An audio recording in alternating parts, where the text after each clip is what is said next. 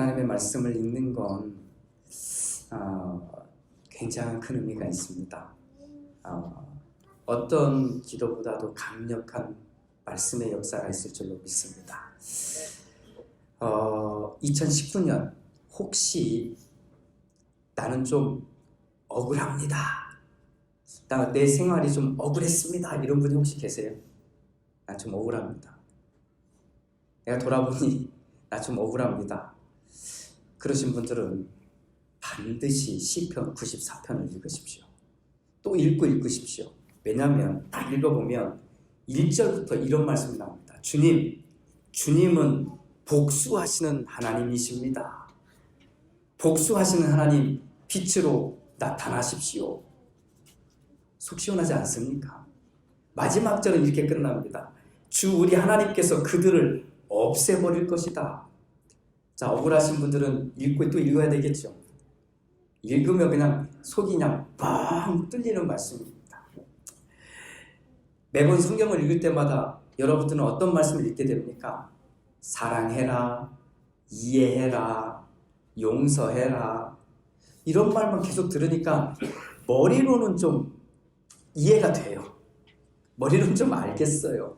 그런데 이 가슴이 안 따라갈 때가 많잖아요. 머리로는 다 알겠는데 가슴이 따라가지 않으니까 힘든 거예요. 이해하라? 저도 이해할 수 있으면 너무 좋겠어요. 사랑해라? 나도 충분히 사랑할 수 있으면 너무 좋겠어요. 그런데 이해하고 싶어도 사랑하고 싶어도 마음은 있는데 좀처럼 되지 않으니 문제잖아요. 참으라고 계속 얘기하는데, 인내하라고 계속 얘기하는데 머리로는 계속 돕니다. 참아라, 인내하라 계속 되는데 이 마음에서 그 생각을 지키는 것은 좀처럼 쉽지가 않습니다. 이럴 땐 꼭 읽으세요. 몇 편을요? 시편 94편을 꼭 읽으세요. 읽으면 첫 절부터 속이 그냥 진짜 빡 하고 뚫립니다. 내가 믿는 주님, 그 주님은 복수하시는 분이십니다. 복수하시는 하나님, 지금 빛처럼 쫙 하고 나타나십시오. 얼마나 멋져요. 자, 지금부터 2년 전 한국에서 있었던 이야기입니다. 버스 운전을 하시는 한 분의 이야기입니다. 이 사람은 이 큰 버스 회사에서 17년간 일을 했습니다. 많이 일한 거죠. 그런데 어느 날, 이제 한국 생활을 많이 안 해보신 분들에서 잠깐 설명합니다. 한국은 버스를 탈 때 요금을 내가 알아서 지불하는 게 아니라 버스 기사분이 어른이면 어른 버튼을 누르면 어른 금액이, 요금이 결제가 되고, 학생 버튼을 누르면 학생 요금이 결제가 됩니다. 그런데 그날 이 운전기사가 4명의 어른이 타는데 그만 학생 버튼을 눌러놓은 거예요. 그래서 결제를 타는 사람들은 좀 혜택을 본 거죠. 한 사람당 50센트. 4명이면 무려 몇 불이나 되죠? 2불. 계산되시죠? 무려 2불의 차액을 발생하게 됩니다. 그런데 이 일 때문에 이 버스 기사는 해고를 당합니다. 횡령을 했다는 거예요. 그래서 너무 억울한 거예요. 자기가 그 2불을 챙겨서 자기 주머니에 넣은 것도 아니고 실수한 건 내가 인정하겠다. 그런데 이 실수 때문에 17년 동안 이렇게 성실하게 일한 직장에서 쫓겨난다니. 그래서 법에 호소를 했습니다. 재판을 받았습니다. 그런데 대법원까지 가서 해고가 확정이 됐습니다. 이유는 하나입니다.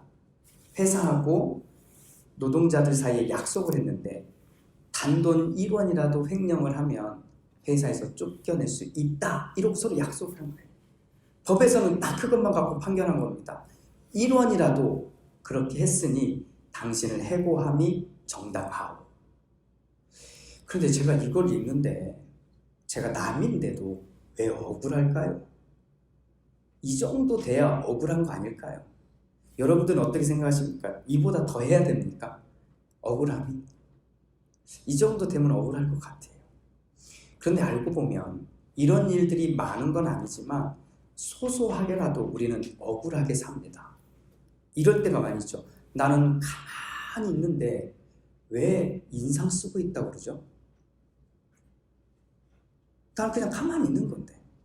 나는 평소처럼 그냥 말하는데 왜 진심이 안 느껴진다고 말하죠? 아니, 어떻게 말을 해야 진심이 느껴지냐고요. 나는 솔직하게 말하는데 솔직하게 말했더니 나보고 사회성이 없대요. 그럼 어쩌자는 거예요? 그러면 그렇게 사는 게 잘못된 건가요? 그러면 도대체 어떻게 살라는 걸까요? 이렇게 살라는 걸까요? 싫어도 힘들어도 아파도 괴로워도 아닌 것처럼 살아야 되는 걸까요? 아니, 그냥 그 정도 선이 아니라 너무 행복하게 사는 것처럼 막 큰 소리로 말하고 웃고 떠들어야 되는 걸까요?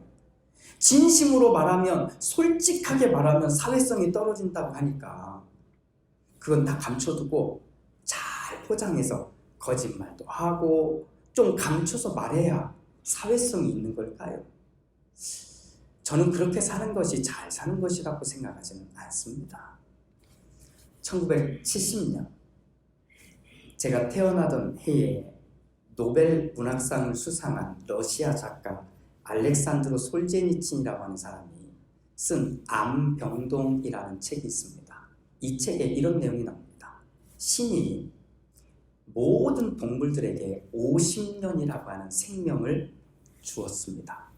그런데 다 동물들에게 나눠주다 보니까 사람에게는 25년밖에는 주지 못한 겁니다. 그러자 인간이 화를 내는 겁니다. 짜증을 내면서 막 대든 거지요. 그러자 이 신이 인간에게 이렇게 딜을 합니다. 네가 억울하면 동물들을 찾아가서 동물들한테 어떻게 구워 삼든지 해서 그 생명을 좀 얻어서 가져오라고. 그렇게 인간은 이제 나가서 동물들 찾아갑니다. 첫 번째 만난 동물이 말인데 말을 어떻게 구슬렸는지 25년을 얻어옵니다. 그리고 또 가다가 만난 동물이 개인데 개한테 또 구슬려서 25년을 얻어옵니다. 그리고 또 가서 만난 동물이 원숭이인데 원숭이에게도 또 구슬려서 25년을 얻어옵니다. 자, 몇 년을 살 수 있게 됐나요? 100년이죠. 그런데 준 동물들은 다 25년이 되고 자기만 100년이 된 겁니다. 이러자 신이 약간 짜증이 났는지 화가 났는지 신이 이렇게 말하는 겁니다. 너는 처음 25년은 인간으로 살고 다음 25년은 말처럼 일하며 살고 그 다음 25년은 개처럼 짖으며 살고 마지막 25년은 원숭이처럼 구경거리가 되거라. 이렇게 악담 아닌 악담을 하게 됩니다. 사실 이 이야기는 얼마를 살든 우리는 인간으로 살라고 하는, 그 시간이 짧든 길든 인간으로 살라고 하는 이야기를 하고 싶었던 건데, 혹시 잘못 읽으면 신이 진짜 짜증을 낸 것처럼 읽을 수가 있습니다. 비난하는 거죠. 막 뭐라고 하는 거죠. 너 25년 어차피 준 거니까 사람답게 살고, 그 다음 25년은 죽도록 일만 하며 살고, 그 다음에는 뭐라고요? 개처럼 짖으며 살고, 마지막은 원숭이처럼 구경거리가 되며 살라. 이건 좋은 말처럼 들리지 않잖아요. 그런데 저는 이 이야기를 읽으면서 제 생각은 좀 다릅니다. 제 이야기로 돌아보니 이렇습니다. 꼭 25년씩 자를 수는 없지만 우리 어렸을 적 얘기를 조금 해보면 열심히 산 거죠. 사람답게 살았느냐라고 하는 질문하면 좀 그렇지만 그래도 저에게 언제 인생에 있어서 언제로 돌아가고 싶으냐고 물어보면 저는 10대 후반 20대로 돌아가고 싶다고 말할 겁니다. 그때가 제일 좋았던 것 같아요. 그러니까 다시 돌아가서 살고 싶은 거니 그때가 좀 사람답게 산 거 아닐까 생각하고, 그리고는 20대 중반이 넘어서부터 지금까지는 그냥 열심히 살았던 것 같아요. 나 자신을 위해서도 가족을 위해서도 또 교회를 위해서도 그냥 열심히 살았던 것 같아요. 얻는 것처럼 말처럼 그렇게 살았던 것 같아요. 그런데 지금 이제 딱 이 이야기에 딱 걸쳐 있잖아요. 제가 50이 되니까 이제부터는 어떻게 살까? 그냥 살면, 아무 생각 없이 살면, 이 비유를 통해서 들어보니 저는 어떻게 살아야 돼요? 개처럼 짖으며 살겠구나.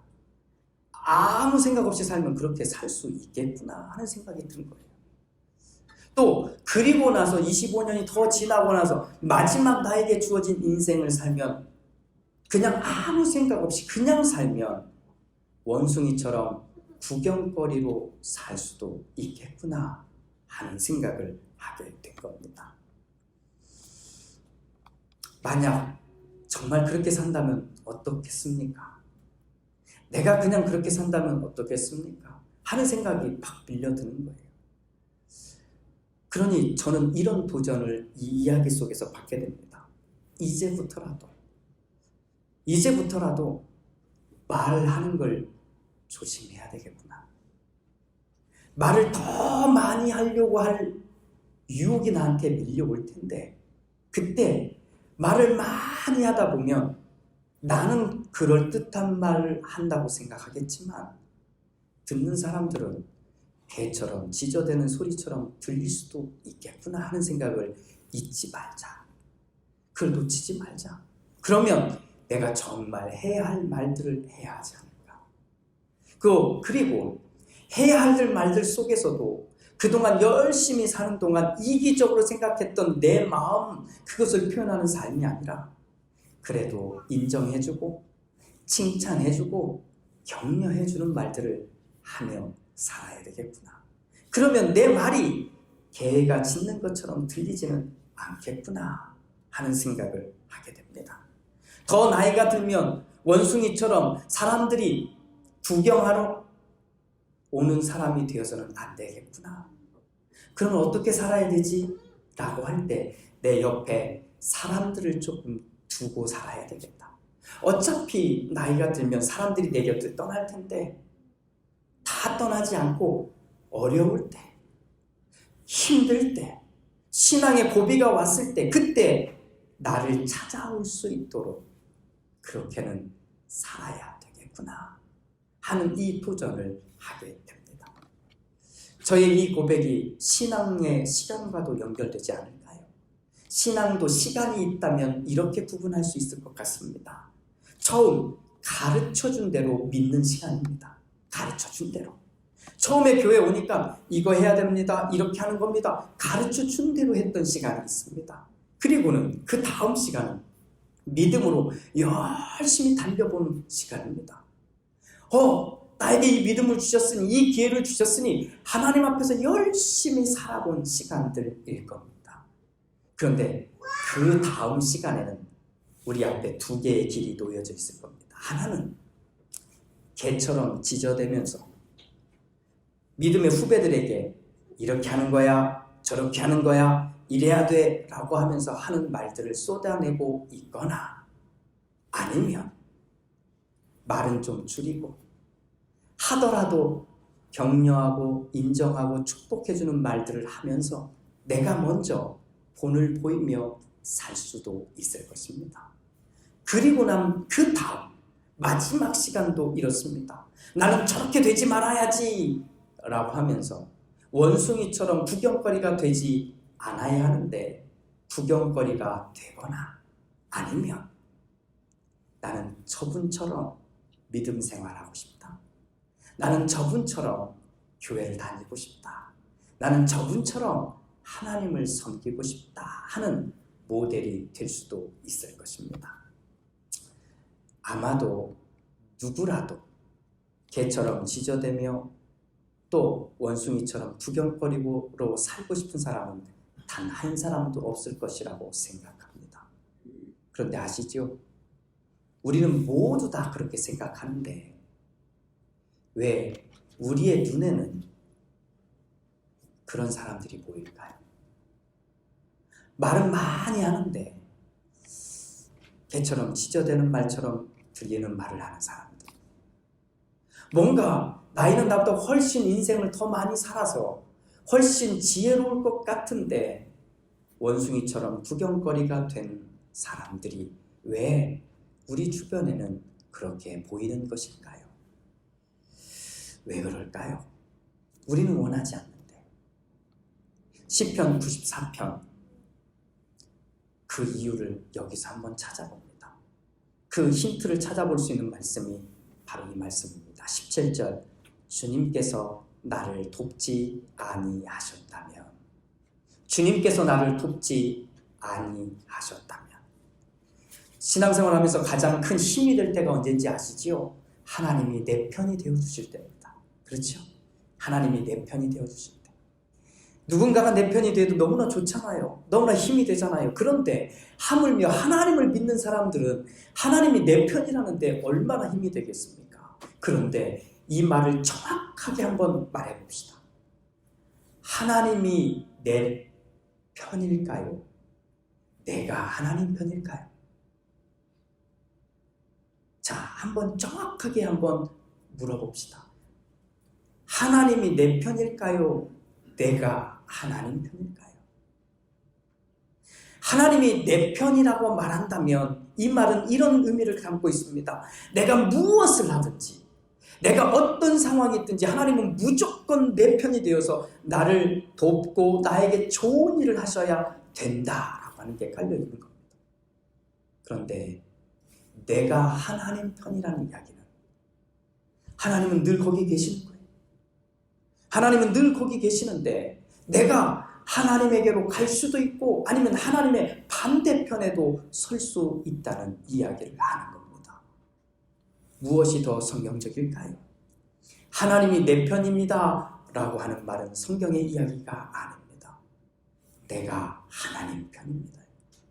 오늘 이 말씀 주님께서 나를 도우셨습니다 라고 하는 말의 근거, 빼놓을 수 없는 단 한 가지 사실은 하나님이 내 편입니다가 아니라 내가 하나님 편에 서 있습니다 라고 하는 조건이 달려있는 겁니다. 내가 하나님 편에 서 있으니 하나님은 나를 도우셨다 하는 말인 겁니다. 하나님이 내 편에 있지 않는 것, 내가 하나님 편에 서지 않고 하나님의 도우심을 받지 않았다 하는 하나님과 반대편에 서 있는 사람들이 누구일까요? 오늘 시편 94편은 이렇게 표현합니다. 이런 사람들에게 벌을 내려달라고 얘기합니다. 오만한 자들에게 마땅한 벌을 내려주십시오. 악한 자들을 벌하여 주십시오. 거만한 말을 하는 사람들을 벌하여 주십시오.